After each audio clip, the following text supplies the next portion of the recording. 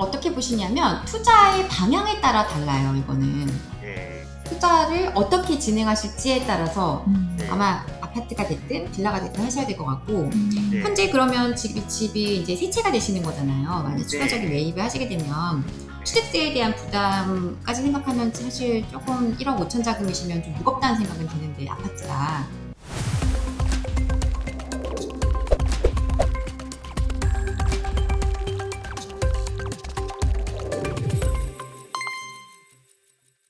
여러분 부자 되는 전화입니다.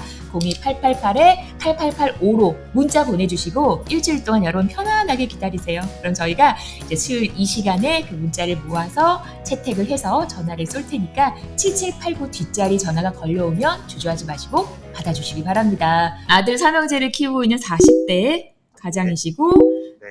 미아 뉴타운에 한 채, 그리고 전주에 거주는 네. 전주에서 하시나 봐요. 전주에서 사시는구나. 네, 아내가 거기서 이제 고정적인 회사 일을 해가지고 네. 네, 전주에 있어요.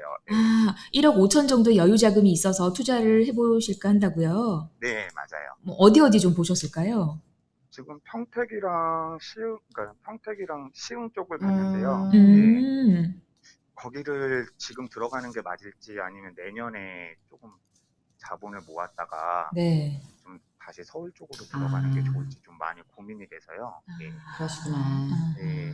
빌라도 어떻게 보면 빌라가 확정한 거는 아니지만 네. 빌라 투자도 계속 보고는 있어요. 보고 계시는데 네. 뭐가 좋을지에 대한 지금 어떤 결정이 안 되신 상태니까 이제 고민이 계속 늘어나시는 상황이신 거죠? 네, 맞습니다. 네. 저는 일단은 어떻게 보시냐면 투자의 방향에 따라 달라요. 이거는 예. 투자를 어떻게 진행하실지에 따라서 예. 아마 아파트가 됐든 빌라가 됐든 하셔야 될 것 같고, 예. 현재 그러면 집이 이제 세 채가 되시는 거잖아요. 만약 추가적인 매입을 하시게 되면 네. 취득세에 대한 부담까지 생각하면 사실 조금 1억 5천 자금이시면 좀 무겁다는 생각은 드는데, 아파트가.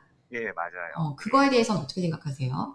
그래서 이제 그러니까 그 갭으로 들어갈 수 있는 아파트가 마땅치가 않아서 네. 이제 보고 있는 게 이제 공시지가 1억 이하짜리로 보고 있기는 하거든요. 네네. 예, 근데 이제 그 이하짜리 아파트들도 다 이제 그만 그렇죠. 하더라고요. 예. 네. 그래서 그러니까 저는 어떤 얘기 드리고 싶으냐면, 예. 결국 내가 매수를 하는 방향이 약간 장기전으로 갈 것이냐, 예. 그리고 일정 기간 안에 한번 갈아타기를 고려할 것이냐에 따라서 조금 달라질 것 같고요. 예. 그리고 지금 자녀분들이 많이 어리시잖아요. 예. 그러니까 지금 자녀분들 앞에 지금 뭐 당장 명의로 해주실 건 아닐 거니까 결국은 예. 나중에 내가 지금 사서 증여 아니면 이제 자녀 앞으로 이제 자산 불려가는 방식으로 해서 그 자금을 이제 자녀분에게 돌려주시는 이런 방법으로 생각하실 거 아닙니까? 예, 맞아요. 미리 준비해야 된다는 생각이신 거잖아요. 예, 예. 미리 한 채씩. 예. 한 채씩 미리. 네. 네. 그래서 저라면은 이제 두 가지 방향을 고민할 텐데, 일단 아파트는 예. 자, 지금 말씀하신 그 공시가 1억 이하 아파트에 대한 부분이죠. 예. 이거는 제가 볼 때는 약간의 리스크가 있어요.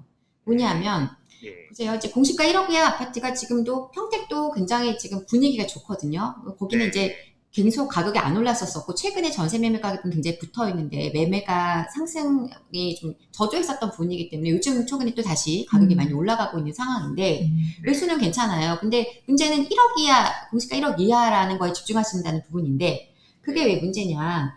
이제 1억 이하는 내년 되면 1억이가 아닐 수 있잖아요. 그죠? 예, 맞습니다. 그러면 지금 우르르 몰리면서 시세가 1억 이하 아파트에 몰렸던 수요가 나중에는 어차피 얘가 1억이 넘어가게 되면 그 메리트를 좀 떨어지게 될 가능성이 높아요. 네. 그리고 상대적으로 이제 1억 이하가 아닌 그냥 아파트인데 전세 매매가 갭이 적은 아파트에 비해서 상대적으로 갭이 커져 있을 수도 있어요.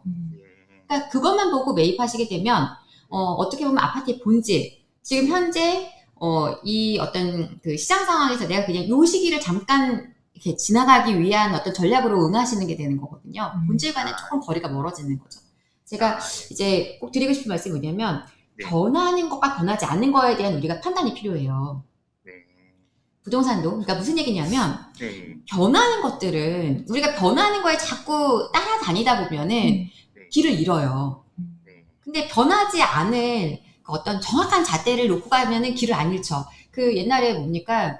그 파랑새를 쫓는 파랑새가 아닌가요? 그 과자집이었나요? 보면은 부모님이 이제 산속에 아이들을 버리죠. 헨젤과 그레텔. 헨젤과 그레텔이죠. 이름이 생각이 안 나요. 헨젤과 그레텔을 보면은 처음에 조약돌을 그 아이가 가지고 이렇게 가면서 길을 잃지 않으려고 과자 부스레기 처음에 과자를 조약돌이었어요. 아, 돌이었어요. 돌을 가져가서 그거를 찾아오면서 계속 찾아서 집으로 돌아와요. 돌이 반짝반짝하니까 그랬는데 두 번째 갈 때는 과자였구나. 그대로 과자. 맞다. 과자는 다 먹어버렸지. 그죠? 그래서 빵을 똑똑똑 떨고 가는데 새들이 다 먹어버렸죠. 그래서 돌아오는 게 방이 없죠. 그래서 길을 잃었단 말이에요. 그러니까 계속 옮겨다니고 변하는 것들은 우리를 안전한 길로 안내해주지 않아요. 거기 놓여있는 그 어떤 확실한 가치가 우리를 결국 좋은 길로 안내하죠. 그러니까 무슨 얘기냐면 지금 뭐 공시가 1억 이하라는 것도 그리고 뭐 양도세가 중과된다는 것도 종부세를 어떻게 한다는 것도 뭐예요? 정책이고 계속 바뀔 거예요. 여태까지 엄청나게 바뀌어왔고 앞으로도 계속 바뀔 겁니다. 거기에다 자꾸 비중을 두고 거기에 맞춰가려고 하다 보면 본질에서 우리가 흔들릴 수가 있어요. 그러니까 그것보다는 앞으로 계속 변하지 않을 가치에 좀 더 집중하시는 전략을 저는 꼭 추천드리고 싶고요. 결국은 뭐냐면 아파트를 갭으로 사신다고 해도 전세 매매가 갭이 좀 적은 아파트를 매수하셔서 적정 기간 단기가 아니라 한 중기 한 4년 5년 뒤까지 봐야 될 거예요. 왜냐하면 정책이 바뀔 가능성을 우리가 고려하고 하는 선택이 될 것이기 때문에 그 이후에 좀 더 서울의 강력한 입지로 들어올 수 있을 그런 전략을 취하시는 게 좋고요. 저는 사실 자녀분이 아직 어리시다면 제가 볼 때는 이 약간 서울 내에 소형주택 투자하는 걸 조금 더 추천드리고 싶어요. 왜냐하면 지금 많은 분들이 뭐 예를 들어서 1억 5천이면 뭐 용산 아니면 뭐 지금 개발이 많이 진행되는 지역들 많죠. 뭐 그런 지역들에다 자금을 담으시는데 이게 단기안에 답은 나오지 않을 겁니다. 하지만 시간이 많이 지나고 보면 결국 여기가 여러 가지 변화의 핵심이 될 거예요. 그러니까 어차피 지금 우리는 기다릴 시간을 가지고 투자하시는 거고 자녀분 앞으로 뭔가 해주시고 싶다면 나중에 얘가 가치가 상당히 많이 바뀔 수 있는 지역으로 옮겨가시는 전략이 제가 볼 때 더 매력있다고 생각하는 거예요. 그리고 작은 자금으로 들어가면 이제 우리가 임대사업을 지금은 아직 활용하실 수가 있고 임대사업 활용하신다면 신규 주택을 올해까지는 혜택이 있어요. 매수하실 때에는 분양주택에 대해서는 이제 그 취득세 혜택에 대한 그 감면 혜택이 있단 말이에요. 그럼 굉장히 적은 자금으로 투입을 해서 좋은 결과치를 기대할 수가 있고 결국 나중에 서울에 내가 핵심적인 입지에 얼마간의 어떤 자금을 투입을 해서 굉장히 좋은 물건을 두고 있다가 장기적으로는 그 변화까지를 기대할 수 있는 전략이 가능하시기 때문에 같이 한번 고려하실 필요는 있다라고 생각이 되고요.